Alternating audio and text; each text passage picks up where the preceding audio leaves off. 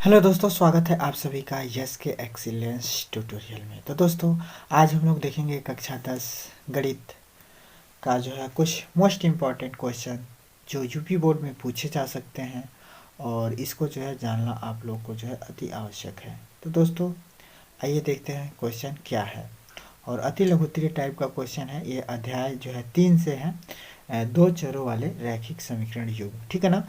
माना हम chapter wise जो है चल रहा है कि कोई चैप्टर छूटे ना, कोई चैप्टर बाकी ना लगे, और चैप्टर वाइज जो है सभी मोस्ट इंपॉर्टेंट क्वेश्चनों को आप लोग को बता रहे हैं। इसको आप लोग जो है अच्छे से मंथन कर लीजिएगा, ठीक है ना, और समझ लीजिएगा। ठीक है। तो पहला क्वेश्चन है कि एक समकोण त्रिभुज का क्षेत्रफल 30 सेंटीमीटर स्क्वायर है।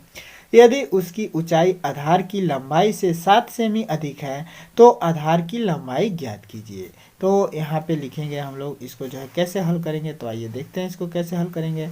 तो यहाँ पे जो है, चलिए दूसरा पेज ले लेते हैं। अब क्वेश्चन के हिसाब से जो है सवाल को हल करते हैं। तो यहाँ पे लिखेंगे हम लोग हल। ठीक है, यहाँ पे लिखेंगे हल, और हल में जो है अब हल करना शुरू करेंगे। तो यहाँ पे लिखेंगे कि एक समकोण त्रिभुज का क्षेत्रफल 30 सेंटीमीटर है। यदि उसकी ऊंचाई आधार की लंबाई से, माने एक समकोण त्रिभुज है, देख लीजिए ये जो है समकोण त्रिभुज है मान लीजिए, और इसमें जो है ये जो है ये आपका ऊंचाई होता है। ठीक है, और इसको हम लोग कहते हैं बेस। समकोण है तो ये जो है कोण होगा 90 डिग्री। ठीक है। तो इसमें कह रहा है कि इसका जो है क्षेत्रफल दिया हुआ है कि इसका जो है क्षेत्रफल है वो क्या है, तो 30 जो है सेमी स्क्वायर है, 30 सेमी स्क्वायर है। ठीक है, और शर्त कह रहा है, तो सबसे पहले हम लोग इसको जो है लंबाई और जो है ऊंचाई मान लेते हैं। ठीक है ना, माने आधार कितना है और ऊंचाई कितना है। तो ऊंचाई को मान लेते हैं, माना कि इस त्रिभुज का ऊंचाई कितना है, ऊंचाई, तो ऊंचाई आपका जो है एच है। ठीक है, ऊंचाई एच है, और जो है बेस आधार कितना है, तो आधार आपका जो है, आधार जो है मान लीजिए कि बी है। ठीक है, ठीक है, आधार आपका मान लीजिए कि बी है। अब जो है क्वेश्चन के हिसाब से कह रहा है कि जो है आधार जो है लंबाई से 7 सेंटीमीटर अधिक है, और त्रिभुज का क्षेत्रफल 30 सेंटीमीटर है। तो अब देखिए समकोण त्रिभुज है, तो समकोण त्रिभुज का जो क्षेत्रफल निकालने के लिए सूत्र होता है, त्रिभुज का क्षेत्रफल बराबर होता है त्रिभुज का क्षेत्रफल बराबर होता है 1/2 आधार गुणे ऊंचाई। तो आधार कितना है, बी है, ऊंचाई कितना है, एच है। आधार गुणे ऊंचाई होता है। तो यहाँ पे देखिए त्रिभुज का जो है क्षेत्रफल हम लोग को दे रखा है। तो यहाँ पे जो हम लोग त्रिभुज का क्षेत्रफल लिख देंगे, आप बटे 1/2 आप बी गुणे एच लिख सकते हैं ना, क्योंकि त्रिभुज का क्षेत्रफल बराबर होता है 1/2 आधार गुणा ऊंचाई। तो त्रिभुज का क्षेत्रफल यहाँ दिया है, तो त्रिभुज का क्षेत्रफल लिख देंगे, आप बच्चा क्या 1/2 आधार गुणा ऊंचाई। ठीक है ना। तो अब इसको जो हम लोग चाहें 1/2 है, तो नीचे 2 है तो इधर इधर आ जाएगा, तो 2 इधर आएगा तो गुणा हो जाएगा, तो 30 गुणे हो जाएगा 2 बराबर हो गया बी गुणे एच। ठीक है, तो आधार गुणे ऊंचाई जो है कितना हो गया, तो आधार गुणे ऊंचाई बराबर हो गया आपका 60। ठीक है, तो 60 बराबर हो गया बी इंटू एच, यानी कि बी एच। ये जो है आपका समीकरण नंबर 1 बन गया। अब देखिए इसमें कह रहा है दूसरे शर्त के अनुसार, दूसरे शर्त के अनुसार, शर्त के अनुसार दूसरे शर्त के अनुसार क्या हो रहा है, तो दूसरा शर्त ही कह रहा है, यहाँ पे देखिए कह रहा है कि यदि उसकी ऊंचाई आधार की लंबाई से 7 सेंटीमीटर अधिक है तो आधार की लंबाई ज्ञात कीजिए। ठीक है ना। देखिए उसकी ऊंचाई आधार की लंबाई से 7 सेंटीमीटर अधिक है। ऊंचाई आधार की लंबाई से 7 सेंटीमीटर, जो ये ऊंचाई है आधार की लंबाई, तो आधार की लंबाई है ये ना बी, इससे 7 सेंटीमीटर अधिक है, माना 7 सेंटीमीटर अधिक है, तो बी में भी 7 जोड़ देंगे तो ये दोनों बराबर हो जाएगा ना। माना कह रहा है कि ऊंचाई लंबाई से 7 अधिक है, तो ऊंचाई बराबर लंबाई धन 7, हाँ, माना आधार के लंबाई से 7 अधिक है तो आधार धन 7, ये ना कहा जा रहा है। तो एच बराबर कितना हो गया, बी प्लस 7। ये हो गया आपका समीकरण नंबर 2। ठीक है, तो समीकरण नंबर अब 2 से समीकरण नंबर 1 में मान रख दीजिए और इसको सॉल्व कर लीजिए। तो यहाँ पे लिखेंगे समीकरण नंबर 2 से एच बराबर बी प्लस 7 को समीकरण 1 में रखने पर ठीक है, तो इसमें रख दीजिए अब मान। तो इसमें अगर हम लोग मान रख देते हैं इसमें, तो इसको थोड़ा सा हम लोग समीकरण को सीधा कर लेते हैं, यानी कि हम लोग इस समीकरण को बी एच बराबर लिख सकते हैं क्या, 60 लिख सकते हैं ना समीकरण नंबर 1 को। अब बी के यहाँ पे देखिए एच बराबर बी प्लस 7 है, तो एच के जगह पे बी को तो यही रहने दीजिए, एच के जगह पे बी प्लस 7 लिख देंगे हम लोग हैं। एच का मान रखना है तो एच बराबर क्या है, बी प्लस 7 है, तो बी का एच का मान इसमें रख देंगे तो बी प्लस 7 हो जाएगा, होगा ना, आप बराबर हो जाएगा आपका 60। ठीक है, तो यहाँ पे देखिए बी प्लस 7, अब इसको ब्रैकेट को खोल लेंगे तो इसका जो है बी का स्क्वायर हो जाएगा प्लस में जो है 7 बी हो जाएगा, बराबर हो जाएगा 60 है, होगा ना। अब इसको जो है अगर सॉल्व करना हो तो यहाँ पे सॉल्व करते हैं, तो अब 60 को इधर ले जाते हैं तो बी स्क्वायर अब प्लस में 7b अब माइनस में 60 हो जाएगा। 60 को जब बराबर के इधर ले जाएंगे अब बराबर हो जाएगा 0, हो जाएगा ना। अब इसको सॉल्व करेंगे, तो इसको सॉल्व करेंगे तो कैसे सॉल्व करेंगे, अब देखिए भाई मध्य पद को बांट के सॉल्व कर लेंगे। अब 60 को 2 ऐसे बराबर भागों में बांटेंगे कि जो है क्या हो कि जोड़ घटाना करें तो 7 आ जाए, और गुणा करें तो जो है कितना आ जाए, गुणा करने पर जो है आपका 60 आ जाए। ठीक है ना, तो इसको जो है 12 50 60 हो जाएगा, 12 और 50 60, तो 12 में से जो है आराम से 5 घटाएंगे तो 7 आ जाएगा, 12 का गुणा करेंगे तो 60 आ जाएगा। मैंने ऐसा ही बांटते हैं मध्य पद को। आपको जो है मध्य पद को बांटने वाला जो है सॉल्यूशन आता होगा तो इसको आप लोग अच्छे से समझ सकते हैं कि मध्य पद को बांट के गुणनखंड कैसे करते हैं। तो ऐसे ही करते हैं, देखिए अगर यहाँ कुछ रहता तो इसका गुणा कर लेते आप, तब उसको 2 भागों में बांटते कि ये बीच वाला आ जाए जोड़ घटाना करने पर, और गुणा करने पर इन दोनों का गुणनफल आ जाए, पहला और लास्ट वाले पद का गुणनफल। तो पहला अगर मान लीजिए यहाँ 1 है तो इसका गुणनफल 60 हो रहा है। 60 को 2 ऐसे भागों में बांटेंगे कि जोड़ घटाना करें तो ये बीच वाला पद आ जाए, और गुणा करें उन दोनों को तो ये वाला आ जाए, माने इन दोनों के गुणनफल के बराबर आ जाए। ठीक है, तो देखिए 12 50 60, 2 गो ऐसा अंक मिल गया जिसका जो गुणा करें तो 60 हो जाएगा, आप घटाएंगे माने 12 में से 5 घटा लें तो 7 हो जाएगा, तो ये बीच वाला पद प्राप्त हो जाएगा। ठीक है, तो यहाँ पे देखिए अब बी स्क्वायर अब प्लस में जो है 7b को जो है हम लोग लिख सकते हैं क्या, 7b को लिख सकते हैं माइनस में छोटा पद जो है इसमें से जो छोटा अक्षर है पहले लिख देते हैं तो आसानी रहता है। अब प्लस में 12b जो है क्या लिख लेंगे, प्लस में लिख देंगे, तो 12 में से 5 घट जाएगा, 7b हो जाएगा ना प्लस में, और माइनस में हो गया 60, अब बराबर हो गया 0। ठीक है, अब इसको जो है सॉल्व कर लेना है। तो अब यहाँ पे देखिए इसको जो है और इसको एक जोड़ा ले लेंगे अपन जोड़ा। ठीक है, तो इसमें अगर हम लोग देखें तो b कॉमन निकल जाएगा, तो b और माइनस में जो है 5 बचेगा। और यहाँ पे देखिए प्लस में जो यहाँ पे 12 है तो 12 कॉमन ले लीजिए। ठीक है, तो b बच जाएगा, 12 50 60, माइनस में जो है 5 बच जाएगा, बराबर हो गया 0। ठीक है, तो अब हम लोग जो इसमें क्या करते हैं कि इसको एक ब्रैकेट में ले लेते हैं, तो b प्लस 12 एक ब्रैकेट में हो जाएगा, और इसमें से एक ही ब्रैकेट इसके साथ लिखते हैं, तो b माइनस 5 एक ब्रैकेट में लिख के बराबर लिख देंगे 0। ठीक है, अब जो है अब देखिए जब इन दोनों का गुणनफल 0 के बराबर है तो यह जो है हो सकता है कि b प्लस 12 बराबर होगा 0 या b माइनस 5 बराबर होगा 0, ये ना होगा तब है ना इन दोनों का गुणा करेंगे तो 0 आएगा। ठीक है, तो b प्लस 12 बराबर 0, तो b बराबर आपका आ जाएगा माइनस में 12। ठीक है, अब यहाँ पे हम लोग देखें तो b बराबर हो जाएगा 5। ठीक है, तो b बराबर हो गया 5। तो अगर हम लोग जो है इसमें क्या करेंगे, माइनस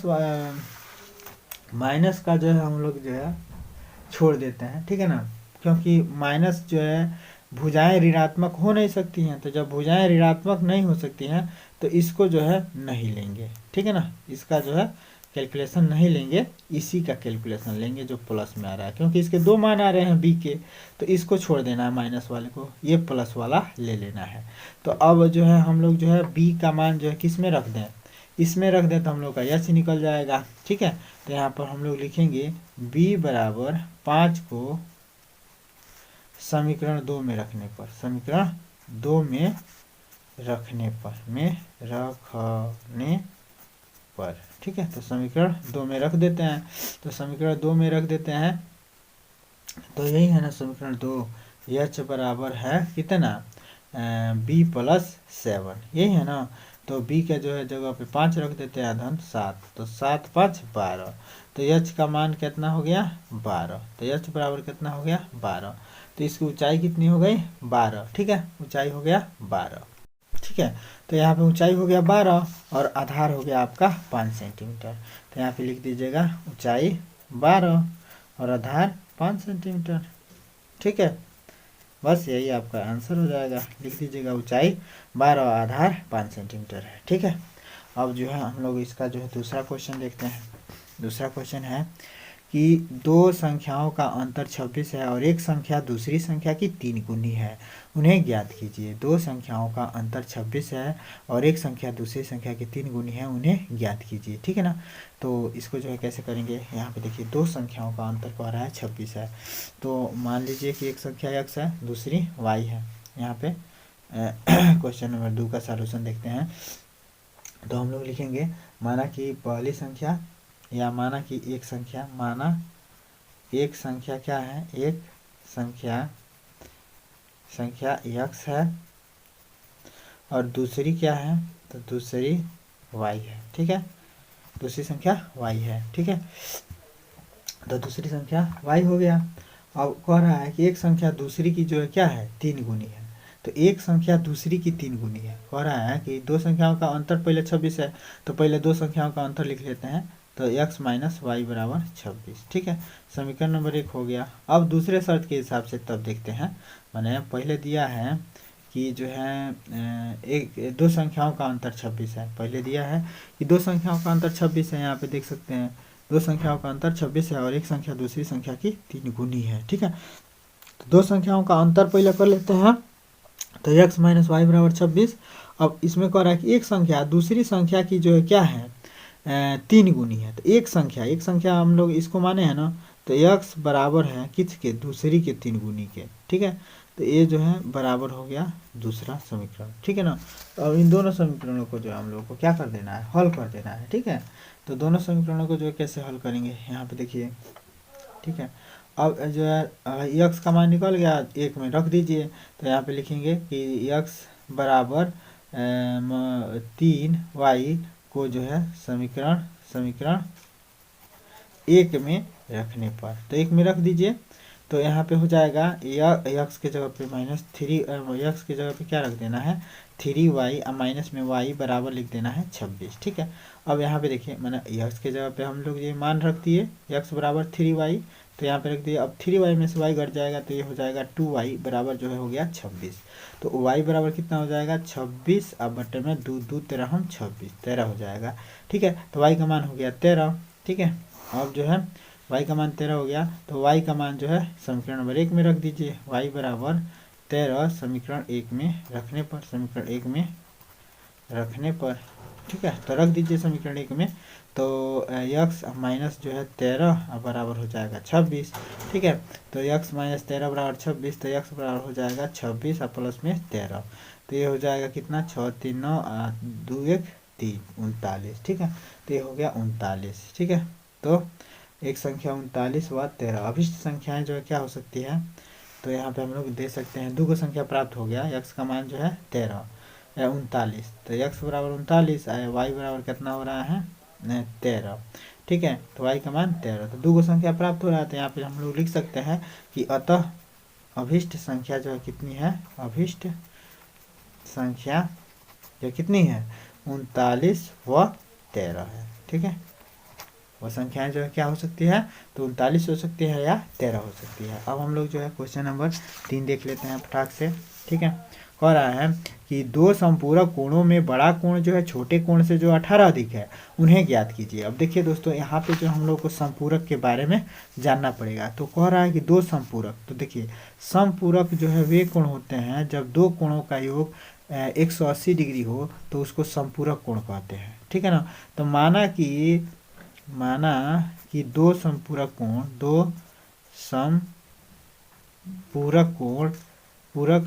कोण माने दो कोणों का योग क्या हो 180 अंश हो। तो दो संपूरक कोणों में एक जो है क्या है x है और दूसरा जो है क्या है y है, ठीक है ना। तो इन दोनों का योग जो है कितना होगा ये हम लोग को जानना पड़ेगा कि दो संपूरक कोणों का योग होता है 180 डिग्री और दो कोटि पूरक कोणों का योग होता है 90 डिग्री। याद रखिएगा, कभी समपूरक पूछ सकता है या कोटि पूरक कोण पूछ सकता है, ठीक है ना। तो दो संपूरक कोणों का योग होता है 180 डिग्री। इसको जो है एक समीकरण बना लिए।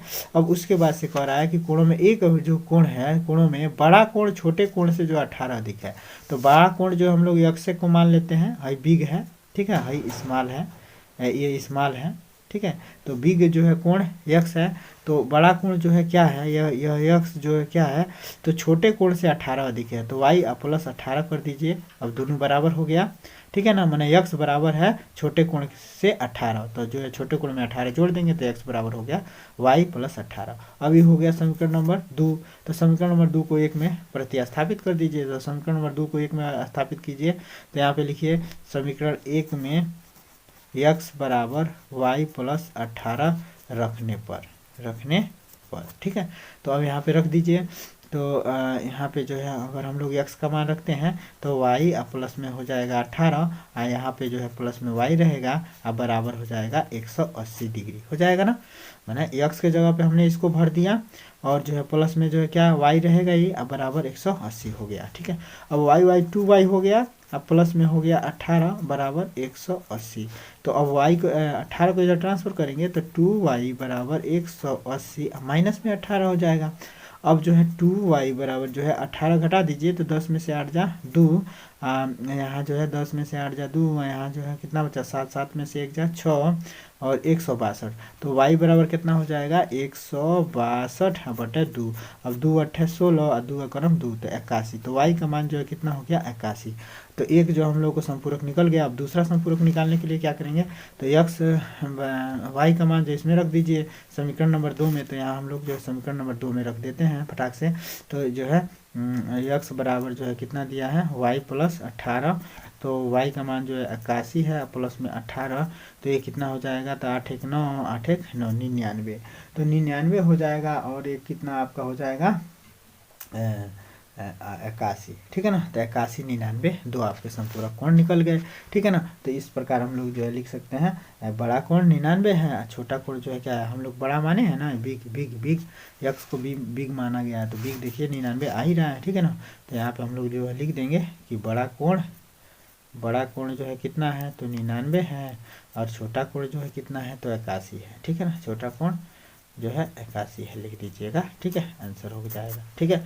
अब जो है अगला क्वेश्चन देखते हैं हम लोग जल्दी से, ठीक है ना। अब जो है कह रहा है कि p के किन मानों के लिए जो है निम्न समीकरणों के जो है युग्म का एक अद्वितीय हल है। निम्न समीकरण क्या है, यहाँ पे देखिए, यहाँ पे समीकरण हमने जो है छोड़ दिया है। निम्न समीकरण आपका दिया हुआ है कि 4x प्लस में py प्लस में 8 बराबर 0 और इसमें जो है दिया हुआ है 2x धन में 2y और प्लस में 2 बराबर 0। तो इसको हम लोग को बताना है, तो यहीं से जो फटाक से बता देते हैं कि इसके जो है एक अद्वितीय हल है कि नहीं है। देखिए अद्वितीय हल का हम लोग को कंडीशन मालूम होना चाहिए कि a1/a2 बराबर न हो b1/b2 के, तो हम लोग कहते हैं कि अद्वितीय हल है, ठीक है ना, हल है। अद्वितीय हल का मतलब एक हल। तो इसमें हम लोग जो है a1/a2 करते हैं इसमें, तो a1 होगा a2 होगा, तो 4/2 करते हैं और देखते हैं बराबर है कि नहीं। अब भाई है जो कितना है, ये जो है p ये है p/2। अच्छा p का मान भी तो निकालना है p/2, ठीक है ना। तो फिर बराबर जो है हम लोग पी बटे 2 कर दीजिए, ठीक है ना, बराबर मत कीजिए, मैंने कटिंग कर दीजिए यहाँ पे, ठीक है ना, कटिंग कर दीजिए और यहीं से जो है पी का मान निकल जाएगा। तो इसको जो हम लोग लिख सकते हैं, ये बराबर नहीं है अभी, ठीक है ना, तो यहाँ पे जो हम लोग लिखेंगे 4/2 बराबर पी बटे 2। अब इसको सॉल्व करते हैं तो 4 दूना 8 हो जाएगा बराबर 2p हो जाएगा, मैंने इसका इसमें गुणा, इसका इसमें गुणा, ठीक है। तो 2p हो गया। अब 2 से इसको काट सकते हैं, मैंने 2 इधर आ जाएगा तो 8/2 हो जाएगा, 2 चौको 8, तो 4 नॉट इक्वल टू पी, 4 नाट रहेगा, ठीक है ना। तो p का जो है वैल्यू कितना हो जाएगा, जो है आपका जो है 4 हो जाएगा, ठीक है ना। p की वैल्यू जो है 4 निकाय का एक अद्वितीय हल है, ठीक है ना। p is not equal to 4, लेकिन p की वैल्यू अगर 4 रख दिया जाए तो यह जो है क्या होगा, एक अद्वितीय हल प्राप्त हो जाएगा, ठीक है ना। तो यहाँ पे आंसर लिख सकते हैं कि चूंकि p इज नॉट इक्वल 4 के लिए दिए गए समीकरण का एक अद्वितीय हल है, ठीक है ना, दिए गए समीकरण का एक अद्वितीय हल है, एक अद्वितीय हल है, ठीक है ना, लिख दीजिएगा आप लोग, ठीक है, यही आपका आंसर हो जाएगा, ठीक है। तो इस प्रकार जो है 4 क्वेश्चन आप लोगों के लिए बहुत इंपॉर्टेंट थे और इसको जो है अच्छे से मंथन कर लीजिएगा, इसको नोट भी कर लीजिएगा अपने नोटबुक में और इस सवालों को बार बार प्रैक्टिस करते रहिएगा, ठीक है। फिर मिलते हैं अगले क्वेश्चन के साथ, तब तक के लिए दोस्तों जय हिंद। पढ़ते रहिए, मस्त रहिए, खुशहाल रहिए, अपना ख्याल रखिए।